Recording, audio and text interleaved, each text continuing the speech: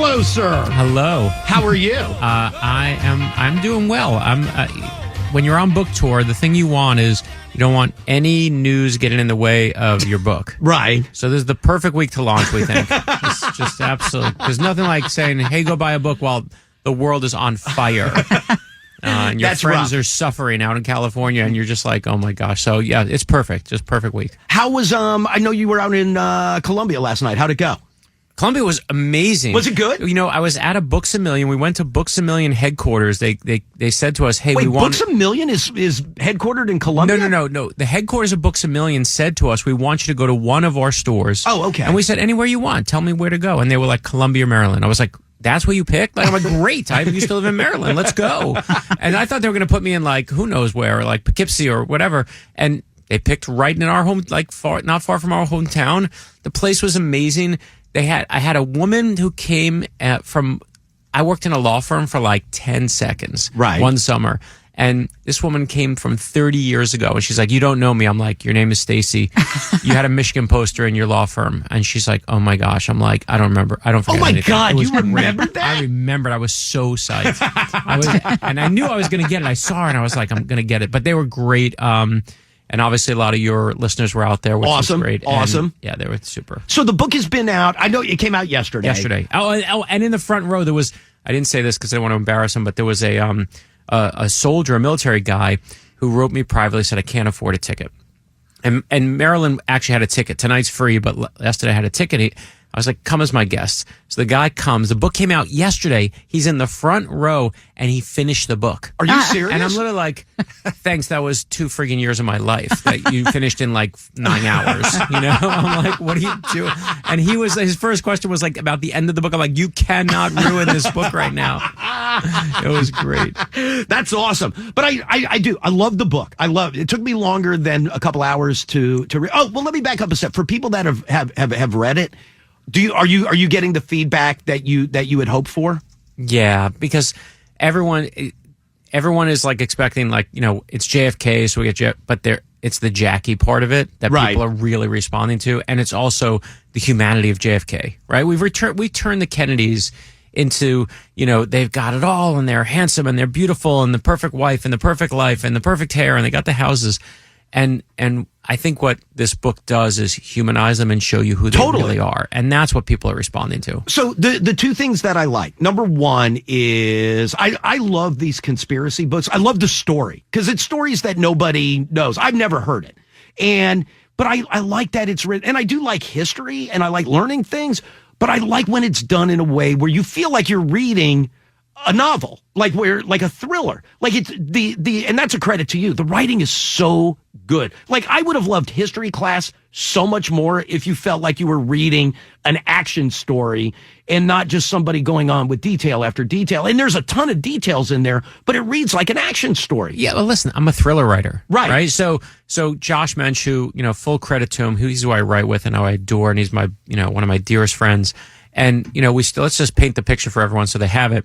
You know, it's a beautiful sunny day on a Sunday in Palm Beach, Florida. And it's right after JFK gets elected. This is 3 years before Lee Harvey Oswald. Right. And JFK's going to church. And as he... did you say he's the president-elect at that time? He's the president-elect. He's almost exactly where we are now, just a few days before that, like a month before that. And basically, he's going to church. What he doesn't know is waiting outside for him is a retired, disgruntled postal worker named Richard Pavlik who wants to kill him. Right. And has packed his car with 7 sticks of dynamite. And this guy puts the word postal in postal worker, right? And what JFK has no idea as he's walking outside is that this guy wants to murder him. And basically, as he steps outside, all this guy, Richard Pavlik, has to do is hit the little trigger mechanism that he's built, and boom, goes the dynamite. Right. And I won't ruin what saves JFK's life, but what saves his life has to do with Jackie. Right. And it's the start of one of the craziest JFK stories you've never heard in your life. And I was like, that, I also just ruined chapter 1 of the book, right? But like, that's chapter 1. And we're like, start there, like put the bomb under the train, and now tell me the story. And now you know that Richard Pavlik is, and they say, the Secret Service say at the time, it's the closest that a sitting president has ever gotten to being killed.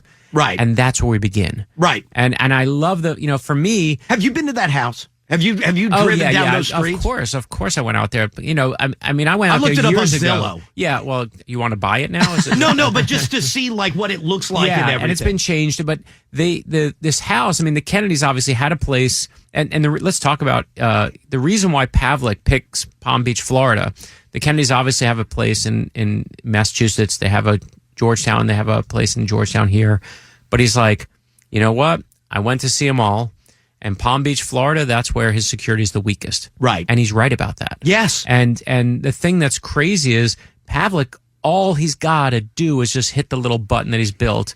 And it's so awesome when you realize and the irony of what saves him that day. And we were like, when we were looking for stories, we're like, this is the story. And no book has ever been written on it. Right. And the only reason we have it is because some really great reporters did a FOIA request and said, we want the documents from the Secret Service that show the investigation.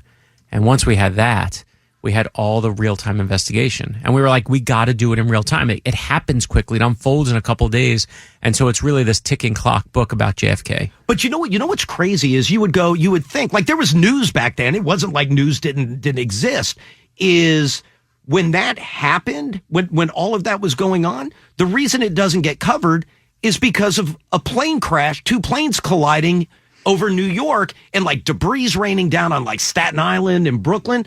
And that's where everybody's focus went, was there was a midair collision of planes over New York. So this attempted assassination, which obviously doesn't happen, but wouldn't get covered because everybody was focused on two planes colliding in midair. And not only that, everyone dies on the planes. No. One kid survives. Yes. And he's the sole survivor. And everyone is like obsessed with this kid. I was obsessed with the kid. I'm like, what happened to the kid? I'm researching the book and I'm like, wait, that kid's pretty interesting.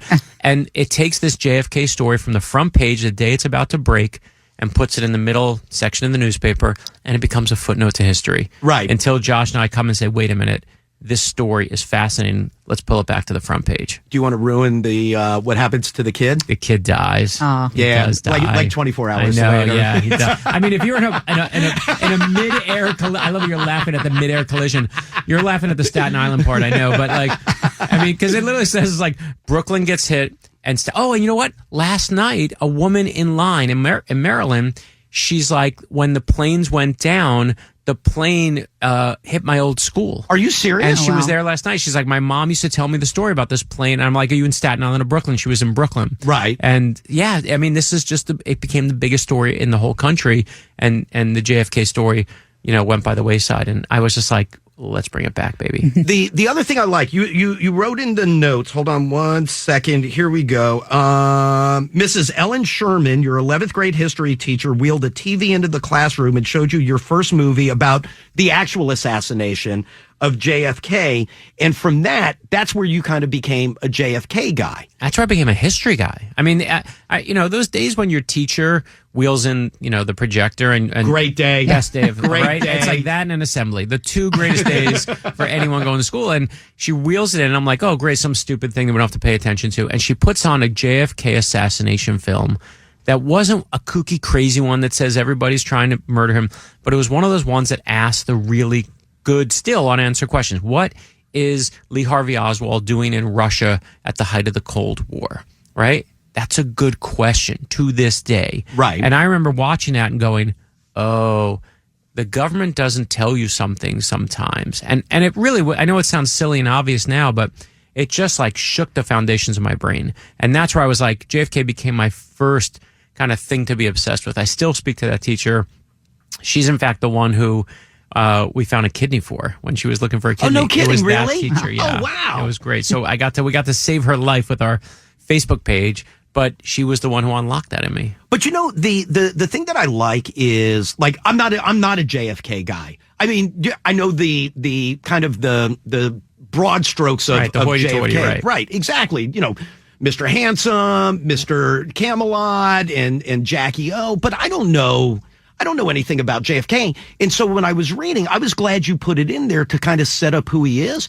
His whole, the whole military thing. Yeah, let's talk about that. Of his boat getting split in half. PT 109. Did you know that? I knew of Diane him likes the Kennedys. commanding PT 109, but I didn't know the depths and how extensive that that's the thing whole we've thing done with was. the I had no right? idea. I had no clue I of didn't any know of the it. story. I didn't know that story. The thing about Well, that's it, embarrassing, Brad. You're a JFK guy. I know, but I'm also focused on him dying that I never focused on him living.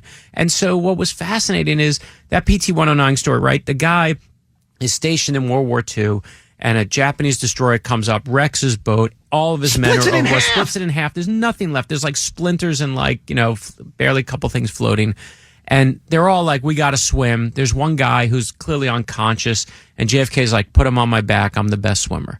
You're like, pretty impressive. Guy swims a couple miles to an island. They get to the island, and basically they know there's no food there. There's no drinkable water. They're like, if we stay on this island, we're going to be dead. JFK's like, let me find another island. Swims a couple miles, finds the other island, swims back a couple miles. Like, I found a spot. And by the way, put the guy on my back again. I'm going to take him again. Takes the guy's holding like a rope in his teeth. A strap in his teeth while swimming, right? For miles with a guy on his back, and saves his life, obviously. And here's the key part. When he's done, they're like, you know what? You can be discharged from the Army. We're going to give you a medal. You get to go home now when you swim with people on your back and your teeth. And his dad's, of course, got enough strings to pull that he's like, I'll get you out. We're done now. We're done, son. Time to come home and we'll all be safe. And JFK is like, no, Dad. Unlike some presidents we know, he's like, I'm going back to fight. Right. World War II needs me, and we got to defeat the bad guys, and I'm going back. And he goes back and continues to fight in World War II. And I'm like, this guy's amazing, right? And at the same time, you have this guy who, we don't pull our punches on JFK either. We document his affairs with Jackie, that he cheats on Jackie. There's, when they get engaged, one of JFK's friends goes up to Jackie and basically says to her, listen, Jack really likes women. Says to her face, he's going to cheat on you more. Right. And, she's trying to hold this together when she's hemorrhaging. She gives birth and she's hemorrhaging. JFK's nowhere to be found. He's on a plane to Florida. Do you know what would happen to me if my wife was giving birth and hemorrhaging and I was on a plane to Florida? Like, I wouldn't be here right now because I'd be dead. She would kill me.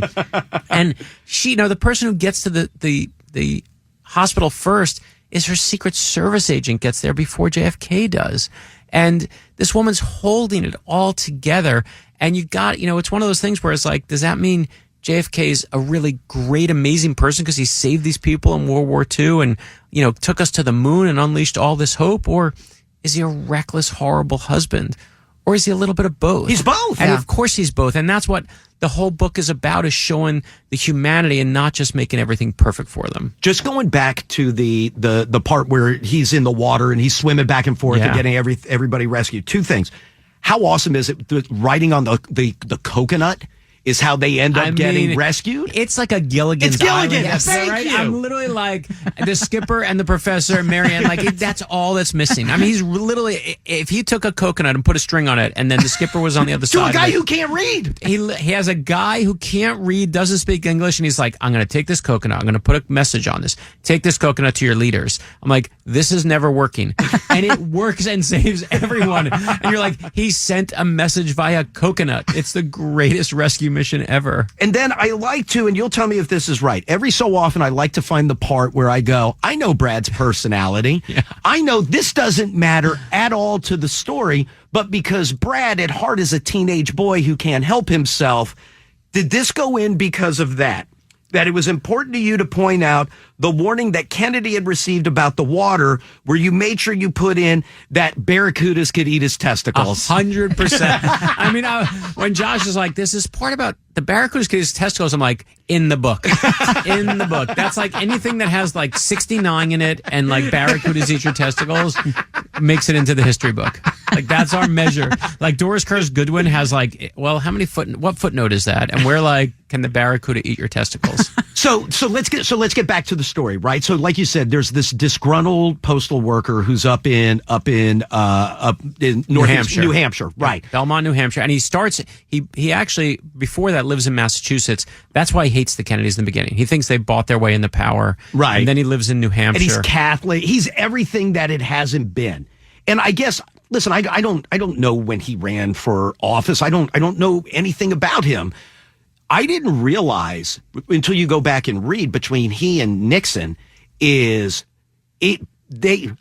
may as well be today. Well, that's why we do it. Hated each other. The country could not have been more divided until 2024. I mean, listen, I know it's titillating for me to come on here and say we found a secret plot to kill JFK that nobody knows about before Oswald. But what Josh and I always do is say, why are we writing this book now? Why do we tell this story? Because history, it's not just here's a cool story from the past. It's like, why is it important today? And if you look at the election in 1960, the country is split in half. Whether you like Nixon or whether you like Kennedy, it's the closest election in the 20th century. And whatever side you're on, you think the other side are complete and utter morons. Right. Does that sound familiar to you? 100%. Right? It's right where we are now. And not only that, but it's a moment where the venom and hatred that's going out, we think we're in this special time, which we are, make no mistake, but it is the venom that's going to Kennedy because he's Catholic was staggering to me. So you have two things going on. You have one side of these really, Reverend Norman Vincent Peale, who wrote The Power of Positive Thinking, and the Reverend Billy Graham, who's like famous, well-known religious leaders, hate Kennedy because he's Catholic. Right. They're Protestant, and I know it sounds almost silly now, but they're like, this Catholic will not be loyal to the United States. He's going to be loyal to the Pope, and we got to make sure it doesn't reach the White House. And they do everything in their power to make sure that everyone knows you can't trust that Catholic guy. At the same time, you got the Ku Klux Klan. The Klan is back, right? We know the KKK, of course, from the Civil War. They hate the black community, but they realize in the 20s that they can make more money and get more dues by increasing that circle of hate. Right. And they start including new wonderful groups like the Jews and immigrants, right? They're on, and it works, right? Yes. They surge in the 20s. By the 60s, they're surging. And the only thing that they hate, that they want to make sure happens is they see JFK as an immigrant. Right. They hate immigrants, and he's an Irish Catholic immigrant in their eyes. His family came over on the boat, and we cannot let an immigrant be president.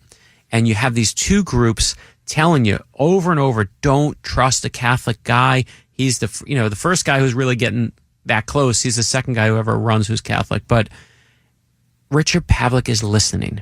And when you unleash that kind of venom and hatred, people get activated. You can't be surprised when someone's activated. And it's the same thing with Trump now. There's two people took a crack at him. I'm sad to say, I think it's going to happen again, because when you're out there and you're screaming that you're the best fighter, you can't be shocked when someone wants to swing a punch back at you. Right. And that's where the country was in 1960, ready to fight. And that's what happens is people get ready to fight. I was happy to learn that, not because of how bad it was and how nasty it was and how much vitriol and, like you said, the Klan and churches and everybody, but it's like different reasons, but it's like reading about now. The only thing that made me happy about reading that, and you look at now and you go like, how do you recover from this? We did after that. We do, right. I mean, that's the thing is America's been through it. It's always a new kind of death trap that we put ourselves into. But America's also pretty resilient. And that's of course why we picked this time to write about. So let me get to somebody else in the book. A Secret Service agent by the name of Clint Hill. This dude is, so he's working for Eisenhower. He's on Eisenhower's detail. Yep. And Kennedy gets elected, and they all know that they're going to get new jobs. Like everybody's getting a new job. And he gets the word. He's like, you're going to go to the White House. Yeah. He's like, I got it made in the shade. I'm going to guard the president. I'm going to hold the football. It's going to be the best. And they say, nope. You're getting the first lady. And he's like, I'm going to tea parties. This is a downgrade. I mean, he thinks it sucks. He thinks he got the worst job. He got the worst job. And then he gets assigned to Jackie Kennedy. And the lottery is won by Clint Hill. And full credit, I will say, Clint Hill, I owe a thank you to. Clint Hill and Lisa McCubbin wrote this great book that they let us use their firsthand account. And, we'll talk about it later, but you see these stories of him and the First Lady.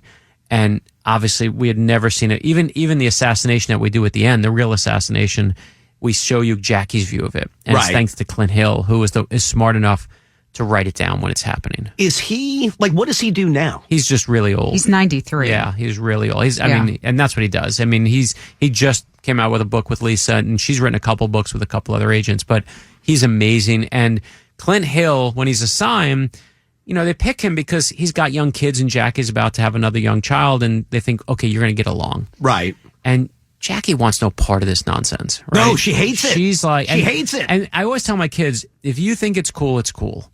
And because there's nothing cooler than someone who doesn't care about being cool. And the more that the press wants to like talk to Jackie, the more she's like, go F yourself. Like she wants no part of the fame of any of that nonsense. So of course we're even more obsessed with her. And she goes on a walk. She likes to go on these long walks. Clint Hill has to follow her. He's like, this is the worst job. She's not talking to him. Yeah. I walk the streets of Georgetown, half a block behind her, and slowly he's now a quarter of a block behind her. And then slowly she says, hey, what do you think of this? What do you think of that? And this friendship develops. That's awesome. Yeah. It's very and you can tell cool. he's so protective of her. And it's not like he is, when she goes into labor, you'd think his own wife went into labor. And he is rushing there because he knows.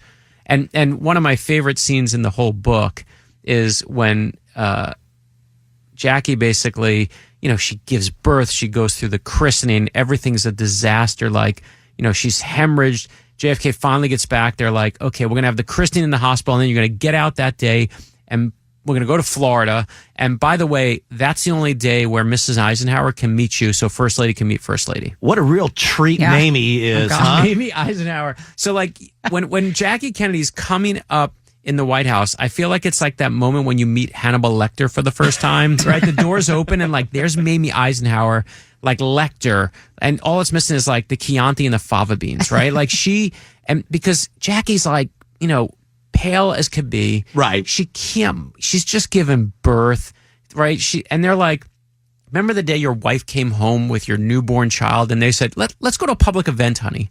Right? Like, that would fly in my house, right? Like, and they're like, you're going to the White House. Obviously, First Lady's supposed to meet First Lady. You get the tour, right. You see what it's like, where you're going to live. She can barely walk. She's like, I need a wheelchair. And again, I won't ruin the scene, but let's just say she's bitch. not getting that wheelchair.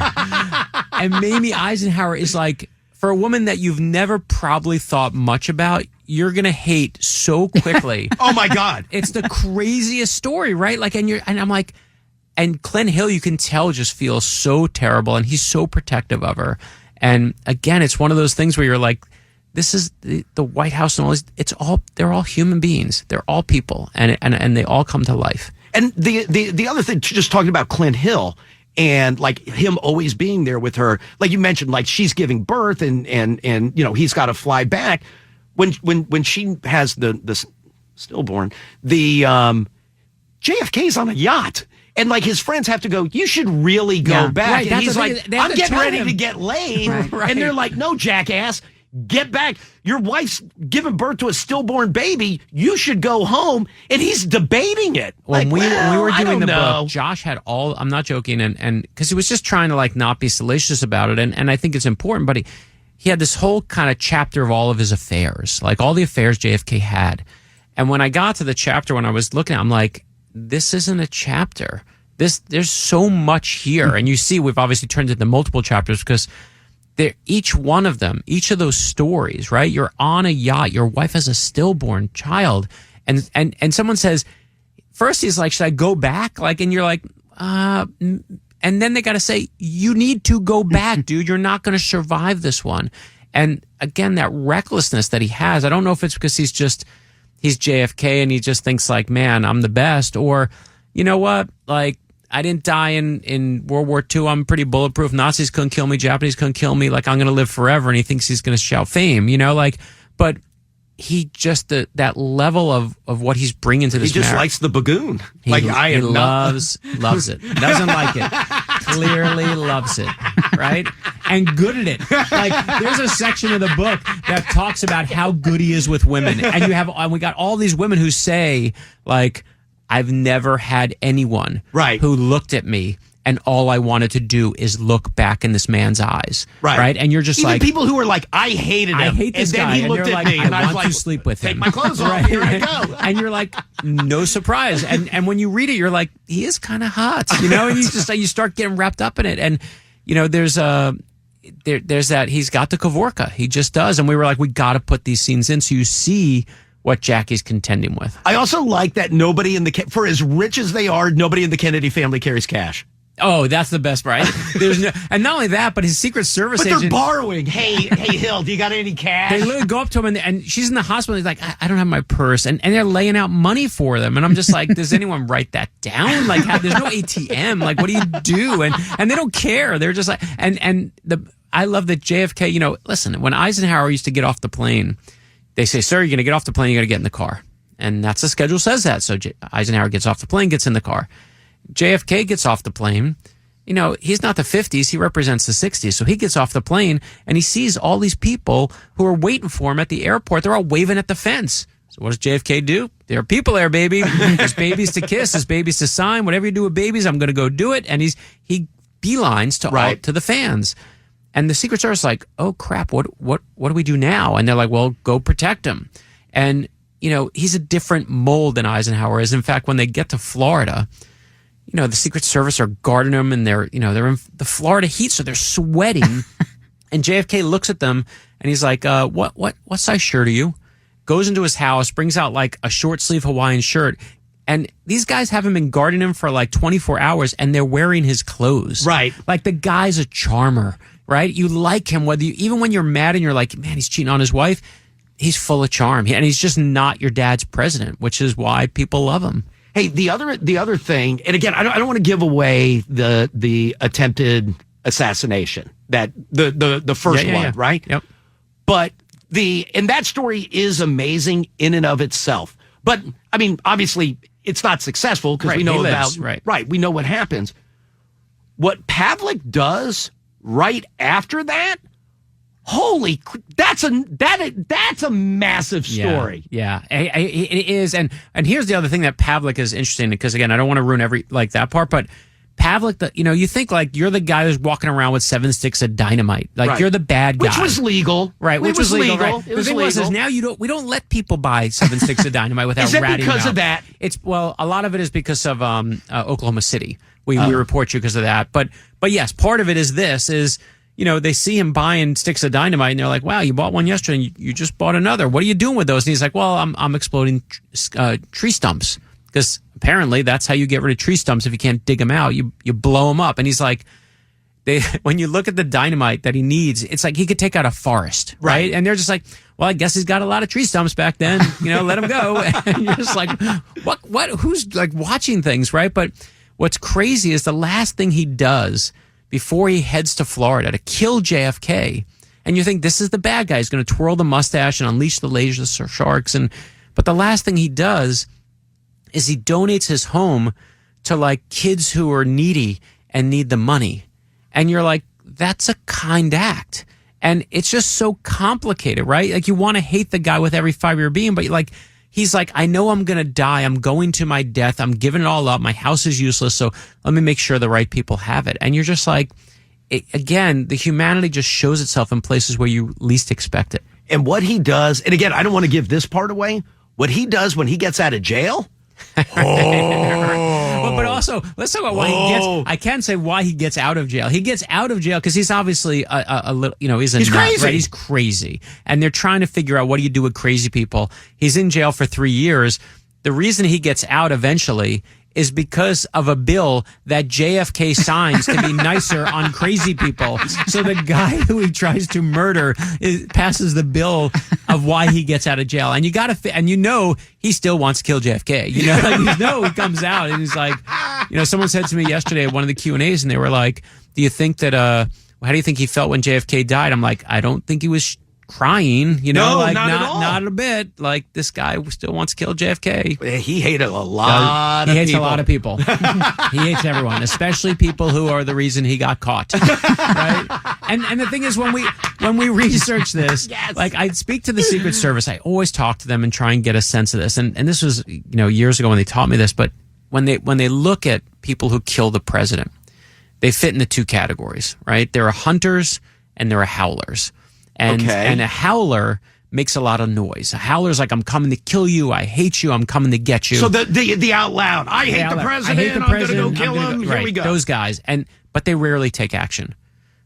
A howler, though, is very different than a hunter. A hunter makes no noise. Sits quietly. They don't tell you they're coming, but that's who pulls the trigger. And if you look through history at the 4 men who've successfully killed presidents, from Abraham Lincoln to JFK, all 4 of them are hunters. Hunters. And Richard Pavlik thinks he's a hunter, but obviously he has part, howler in him, and he has a big fat mouth. Right. And he opens his mouth, and again, I won't ruin it, but that's why he gets caught. He's got a big fat mouth, and he loves to write. The guy loves telling people what he's doing. Like, tell people your evil plan, monologue that whole thing out, baby, keep it going, right? But the guy loves to monologue, and he is. I mean, that's the thing about what's so fascinating to watch. And again, you see it in real time, and it's not just one attempt, right? Like when the first one gets thwarted, like he's like, you know what, I'm going to do this again. The book doesn't end when he goes, well, I'm not going to push the button. Oh yeah, let's start the car, and here we go. And that's the thing is, it keeps going. He's like, I got another shot and another shot, and that's why we love this story. We were like, it's perfect. Oh, it's and again, turns into so creepy when he gets out. Oh so my God, is he creepy? But can we talk about Jackie? Because Jackie to me is like she's the. Well, let me do this. Go. Let me do this. Let me take a quick break. Brad Meltzer is with us. The JFK Conspiracy, the secret plot to kill Kennedy, and why it failed. It's out and available now. Brad will be at Barnes and Noble, Fair Lakes tonight, 7:00. Not a ticketed event tonight. Nope, free. Right, so you can go out and you can see Brad. The book, The JFK Conspiracy, is out now. Quick break. More with Brad Meltzer next. Elliot in the morning. I learned where the whole Camelot came from. Learned that in the book. So the whole time we're researching the book, I keep, you got all these affairs. Jackie's being cheated on. She's hemorrhaging and going to the hospital. JFK's nowhere to be found. And I'm like, why do they call this place Camelot? Right? Like, that's the perfect place. And I kept looking, saying, where does Camelot enter the lexicon? Like, where does it come from? And then I discovered this is Camelot doesn't start getting used until after JFK dies. It's after the assassination. The real assassination that kills him with Lee Harvey Oswald.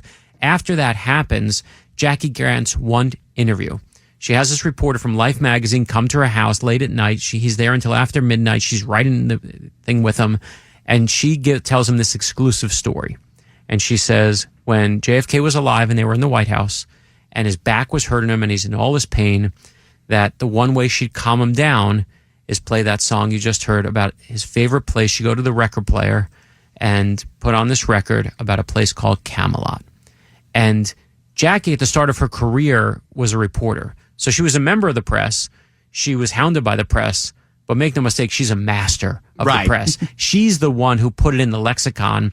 She's the one who started using the word Camelot, trying to write JFK's legacy before anyone else could. And that's why we call it Camelot. And to me, I think as I look at it, JFK and Jackie, they're our first celebrity president and first lady. The first, and I don't mean famous, like Abraham Lincoln's famous and waves off the train, and Harry Truman, all these presidents are well known, of course. But I'm talking about like Hollywood celebrity, where you've got the. You didn't think Mamie was Mamie Eisenhower? It was Mamie Eisenhower was really, she was cutting a rug, and so you have these, suddenly this, like fame and money and power and beauty, like that's the thing that Hollywood sells us, and that's what we bought. And for some people, I really do think we've been chasing it ever since. So for some people, it's Reagan. They thought that was the return of it. Or for some, it's the Obamas. For some, it's even Trump. But all of those people are just cosplaying JFK and Jackie. Right. And to me, when I look at that pursuit, it's a hollow pursuit.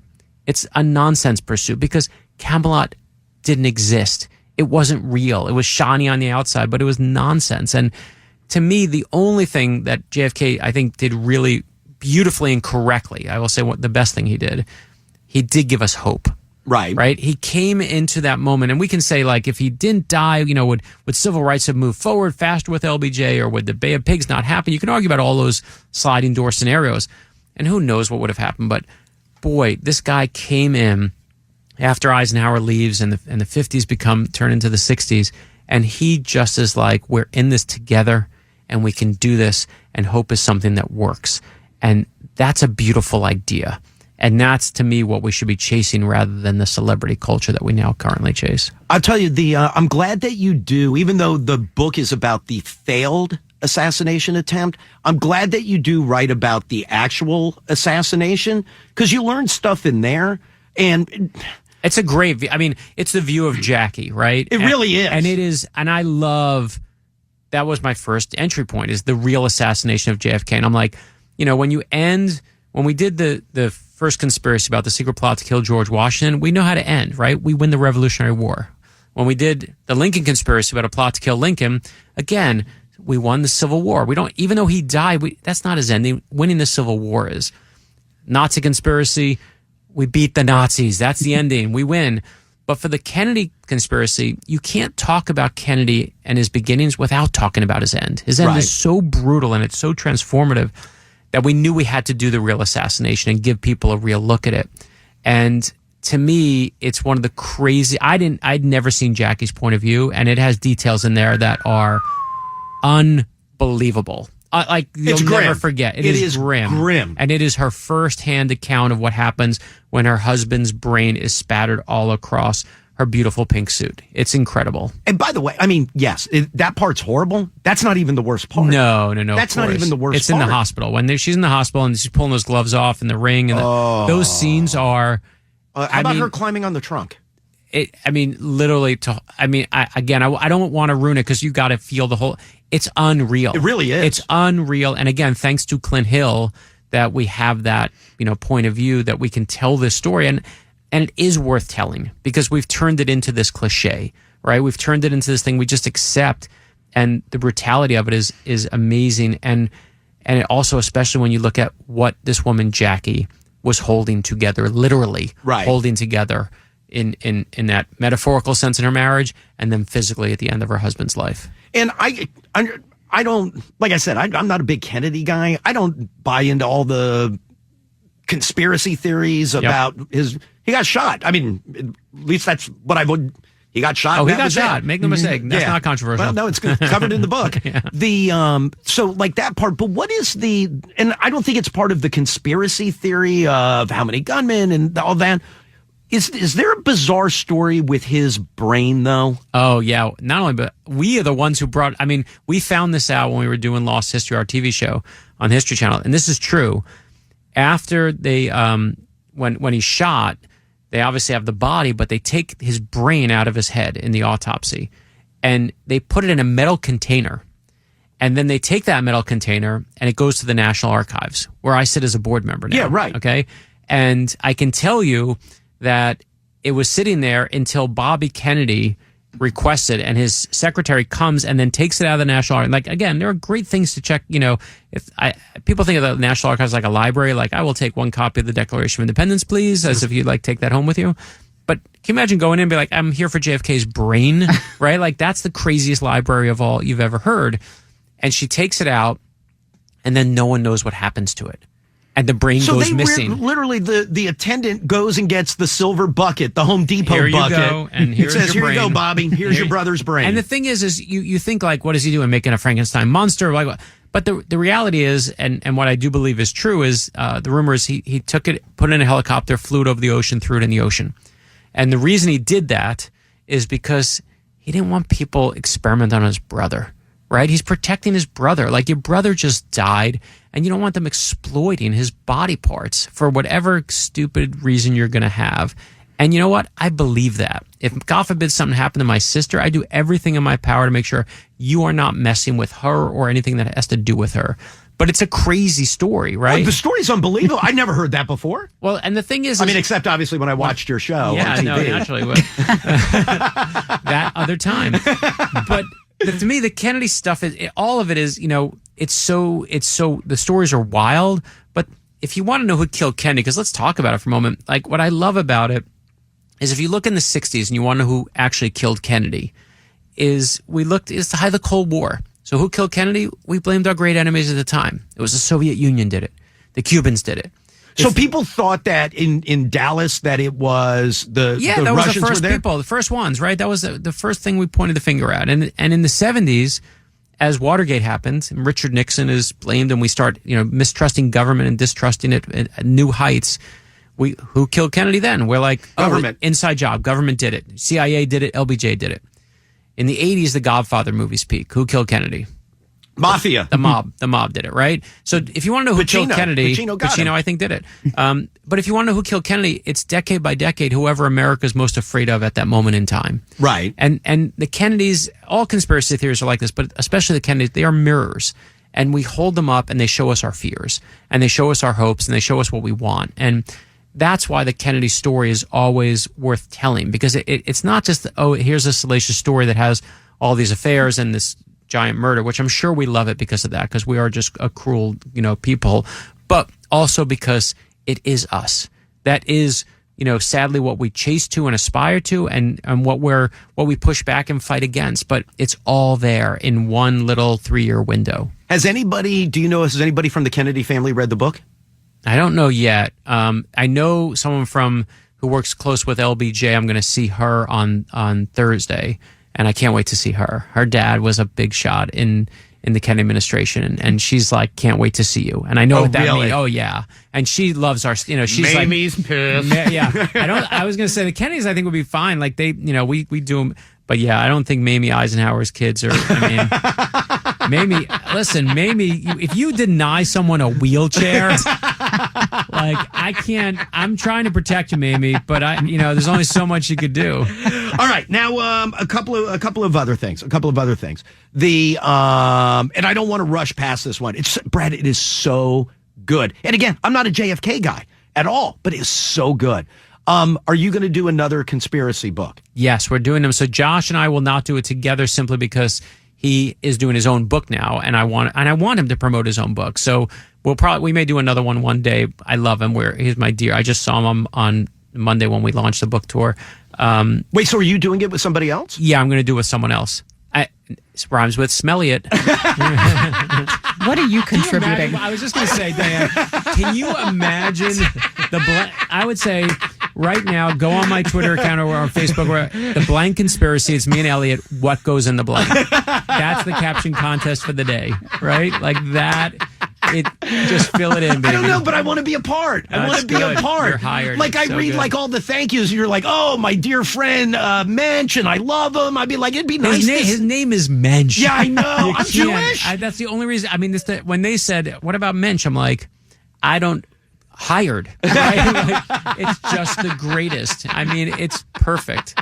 I don't know. I'm not good at researching things. Yes. I'm not good at reading. It took me forever to read the book. I appreciate that. You're upfront about that part. Right. Perfect way to get hired. But to do the book, like I'll even go on tour with you and just be like, Brad, you take that. Yeah. Brad, you take that one. Does anybody have any hockey questions? Like for example, if we were going tonight, like we did the book together at Fair Lakes, because I know where that store is. While you do that, I am at the other end of the center. There's a Nothing Bundt Cakes down there. Oh, I love Nothing Bundt Cakes. Right at the other end of the center. Those will be eaten tonight. There I you go. You. Yeah, but that's what I would do. Velvet is killer. They'd be like, "Oh, you did the book with Elliot? Yeah, he's getting a couple minis. Right. Yeah, and that's what we're doing. Those minis are you can pop those minis out. But yeah, so we are but doing. Do you a new know one. what you're doing? We do know what we're doing. Yes, and you're not gonna tell me. I'll tell you off the air. But yeah, but I'm not good at secrets. I know. But so I would have given away the whole end of the book. I would have given that. You were good about that. Yeah, because I read it, and I want to prove to you I read it. Yes. Yeah. Well, I knew because you were texting me. I love when you text me when you're reading. Oh, you're Jackie gets so mad. I love that though. I love that because don't forget when you text me, no one's ready yet except for like my wife and the proofreaders, and so I love that I can see in real time what's working. You're like, oh, I just got to this part of the JFK conspiracy. Oh, I can't believe it. I'm like, oh, that part worked. And then I get to this part, and I love getting those texts because I can see in real time what's working. Because I hate to break it to you, most readers don't text me as they're reading. No, and that's what Jackie says. Jackie's like, you realize you're being an a-hole. Like, no, people don't text the author while you're friends, reading it. I want to do that. Like, in the beginning, when you start, all your friends text you. But when you're in your 25th year of doing this, your friends are like, go scratch yourself. I'm not buying the books anymore. Like, they're just... And I love the fact you do that. That's good. Well, I'm going to tell Jackie. Yeah, she's tell like, her. People don't text the author. No, you while do. you're reading the book. But the thing is, it's just that you loved it, and I love. Do you like how I text you again? It's like 4 days later, and I'm only 2 pages further. Right? You're like, I love page 109. 2 years later, page 110 is killer. All right, so there's going to be another conspiracy. Now, like you said, you're a novel writer. I saw you just posted a picture. The first draft of the next novel is done. Yeah, done. So let's talk about what's coming next. So next novel is done. First draft is done. It's the new Zig and Nola. Right. So follows up Escape Artist. When was Lightning the last? Rod. When was Lightning the, Rod. Yeah. It was 2.5 years ago. It'll be 3 years by the time it comes out. So I got to go back and read that again just to Yeah. remember what happened. Yeah, I mean, I do a little recap, so you get a little recap in the beginning because you always have to. Because even Corey, my wife, is literally like, "What happened again?" And I'm like, "Thanks, honey. I really appreciate we've had 3 children together. That you're so interested in my work." But it's hard. 3 years. We're middle aged. I don't remember anything. But again, if you read like Harry Potter, she always like resets the table. And that's what I do. We always reset it, so you don't have to worry about that. But yes, so Zig and Nola come back, and I love that. We're doing next month is the new kids book we're doing, I Am Sally Ride. Right. Which I love that we're doing. And Sally Ride's significant other helped us with the book. And I sent her the book, and she said it made her cry. And that, when you have Are you serious? Which makes me cry, of course, when I get that, because it's the person, it's the person closest to Sally Ride in her whole life. And she's sobbing while reading the book, which makes me so happy. And then in March, so we're doing 3 books in 3 months, which we've never attempted, which is silliness. Brad, so, they're 8 pages. I know, that's true. But then, so JFK Conspiracy now, in 3 weeks, I Am Sally Ride. And then a month after that, in March, I gave the graduation commencement address at Michigan this year. Right. And when it was all about making magic. And so it was about, there are only 4 types of magic tricks in the world. And if you take out escapes and illusions, there's 4 tricks. There's 1, you make something appear. 2, you make something disappear. 3, you make 2 things switch places. And 4, you turn one thing into something else. The hardest trick of all, which is transformation. Right. And I gave this speech at Michigan, 70,000 people, which is what YouTube played to, like when they're at Wembley Stadium. And I'm focused on 1. My son is in the 14th row graduating. And I wrote this speech just for him. And I can tell you that, there were protesters there that day, not for me, but obviously it was, Palestinian, protesters were coming on the field, and they were marching toward the stage. And, the president of the university looks at me and says, why isn't security pushing them back? And I'm like, you're the president. Why are you asking me what to do? But you're not going to say you did a speech for your kid. I'm doing a speech for my son. I nothing to do with these people, anything that's going on. And basically, it's a disaster. 8 minutes before I go on, it's a disaster. And then security winds up, they get pushed back to 80 yards away from me to the end zone. The clouds that are in the sky part, and the sun comes out. My sister, while I'm on the stage, texts me. She takes a picture of the sky and texts me and says, Mom and Dad are looking out for you right now. And everything that was going wrong, all the dominoes headed the wrong way, they flip over and they go the right way. I give this speech about making magic, and I never in my whole life have more people write to me through the website, through our Facebook, Instagram. Can I have a copy of that speech? I want to I'll print it out. I want to give it to my son. I want to give it to my grandson. I want to give it to my kid who was just born. I want to save it for them. I mean, I've written books for 25 years. No one's asked me like they have for this speech. So publishers started calling me. The thing went viral when they put it online. And so we're doing a book, Make Magic, the little book of inspiration you never knew you needed. Oh, that's cool. And so they're taking the speech and turning it into a book for graduation. So 3 books in 3 months, and Make Magic. If you have a graduate or someone who needs inspiration, order it. It is one of my favorite things I've ever written. And then what is I know that we talked about it last time. I think we did on the air. Beatles. Oh, yeah, we can talk about that. Yeah, so the book after that, no, that's good. Imagine if I just blew that. No, that's good. I love that you whispered as if it's just us now, right? But yeah, so we're doing after I Am Sally Ride is our first, in the I Am series, the first we're doing We Are the Beatles. The Beatles, right. And I will say, of all the books we've researched for the I Am series, I don't think there's one I've had more fun researching. And, when we do I Am Sally Ride or I Am Stephen Hawking or I Am Abraham Lincoln, they're always drawn the same. They're drawn like a little kid, and that's the inspiration. But the Beatles evolve, which means every page there's a different version of the Beatles. Chris Eliopoulos, our amazing artist on it, is like, that's why I want to be on the book. He's like, I'm going to kill you. Elliot Siegel, my amazing I get you in the thrillers, but Chris is literally like, I'm going to kill you. Like, there's one spread in the book because I'm like, well, you want to show the yeah Beatles, but then you got to show Sgt. Pepper's. You got to show when they're taking drugs. You got to show them with a sitar. You got to show them Yellow Submarine. I can't leave that out. Revolver's coming. Abbey Road. We got to show that. Make the Beards come. And Chris is literally like, "You're a dead man. Like you making me draw so much nonsense in this book." Are they as kids crossing Abbey Road? Of course, They have to. Of course. What do you think? I mean, you have to pick. I mean, we had to pick what they're on the cover of the book. They're standing on Abbey Road, right? And then the end. That's the end scene. Of course, it's Abbey Road. And the book is it's one of my favorites we've ever done because the stories are amazing, and it's all about what the country. I always see these books as what the culture is looking for and what I want for our culture. So, sometimes it's about mental health or it's about empathy. And this book has come together. Right. It's just what we need to do right now. So that's what We Are the Beatles is about. And the thing that's great about it is, have you met either of the remaining? So I researched. I got in touch with both of them, and I to try and get them to proof it. And what was interesting is Paul. He was McCartney, yes, dropping that name there, name drop bomb. But he was so nice about it. Again, I didn't speak to him about it, but he was like, I'm sure the project's great, but he won't do anything with the Beatles. Not because he doesn't want to do it or doesn't love it, but he's like, when I do anything with it, it just creates headache for everyone else. And out of like a courtesy to, he doesn't need the headache. They don't do it. But I will tell you, Ringo Starr called you. Yes, I'll do it. Is coming to where I live. He's coming to your house? Not to my house, but I'm going to try and get him to my house. But he's literally performing 10 minutes from where I live, and I'm going to do everything in my power to have that book backstage for him. I'm just like, I'm calling in every favor I got. Okay, so you haven't talked to him yet? Not yet.